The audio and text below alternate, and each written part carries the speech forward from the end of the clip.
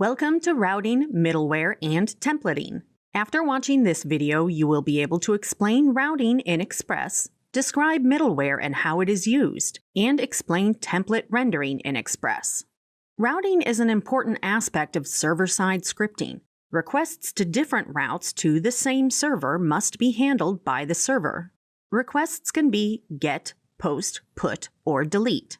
The server must handle each request to each of the routes or return appropriate error messages. Routing can be handled at application level or at router level. Here you are handling each method on each route with separate methods at the application level. This is simple when there are fewer endpoints or routes. This app.get handles GET queries to endpoint/user/about/ID. This app.post handles POST queries to the same endpoint. This app.get handles GET queries to endpoint/item/about/ID. And this app.post also handles POST queries to endpoint/item/about/ID. When there are many routes to handle, code maintenance is better with routers.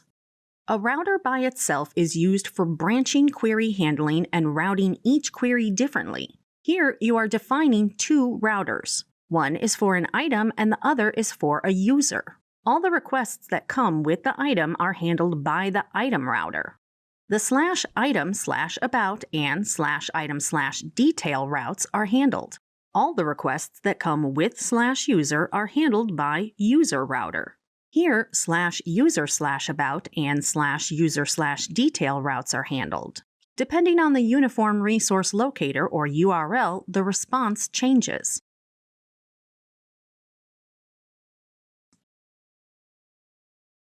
Middleware includes functions that have access to the request and response objects and the next function. The next parameter determines what is done after the function is executed. An Express application can have more than one middleware, and they can be chained to each other. Middleware is categorized based on purpose, use, and source. 5 types of middleware are application level, router level, error handling, built-in, and third-party. Middleware is useful for activities like parsing requests, adding authentication, and handling errors. Application-level middleware is bound to the application using app.use. All the client requests to this server application are routed through this middleware.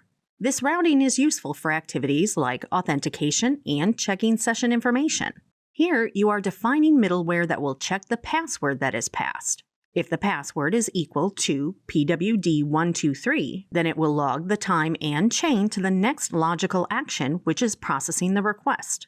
If it is not, then the response status will be set to 402 and a message will appear saying that the user cannot log in. Consider application-level middleware as a gatekeeper. No request to the application server can go past it. Router-level middleware is not bound to the application. Instead, it is bound to an instance of Express.router. You can use a specific middleware for a specific route instead of having all requests going through the same middleware. Here, if the route is /user, then you want the request to go through the user router. And if the route is /item, then you want it to go through the item router. You define the two routers, define the middleware function that the routers will use and what happens next, and then you bind the application routes to each router. The response will vary depending on the request route in the client side. Error handling middleware can be bound to either the entire application or to specific routers. Error handling middleware always takes 4 arguments, which are error, request, response, and the next function that it needs to be chained to. Even if you do not use the next parameter, you still have to define it in the method signature. This is an example of application-level error handling middleware. If the user ID 1 is accessed, then an error is thrown saying that it is the admin user. This error is handled by the middleware, which returns a response with a 500 status code. For all other users, the request is seamlessly processed and a Hello User ID message is displayed. Built-in middleware can be bound to either the entire application or to specific routers. Built-in middleware is useful for activities such as rendering hypertext markup language or HTML pages from the server, parsing JavaScript object notation or JSON input from the front end, and parsing cookies. This is an example of static middleware that is used to render static HTML pages and the images from the server side.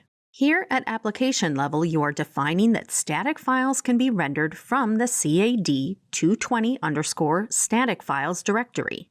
On the right, you see the HTML being rendered from that directory.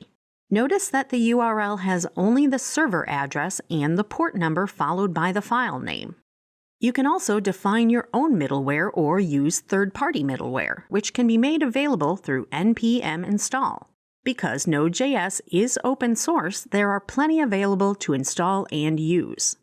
Creating middleware is simple. It is a function that takes 3 parameters, which are request, response, and next. You can define a method that takes these 3 parameters and then bind it with app.use or router.use. The order in which the middleware is chained depends on the order in which the .use method is used to bind them. Here you are creating middleware named myLogger and making the application use it. The output rendered includes the time the request is received. Template rendering is the ability of the server to fill in dynamic content in the HTML template. This example uses Express React views, which renders React components from the server. You set the view engine property, which is responsible for creating HTML from your views. Views are JSX code. The views are in a directory named myViews. The view engine will look for a JSX file named index in the myViews directory and pass the property name to it. The output rendered will have the name of the user. This example shows the output for 2 users. In this video, you learned that routers are used for branching query handling. 5 types of middleware are application level, router level, error handling, built-in, and third-party.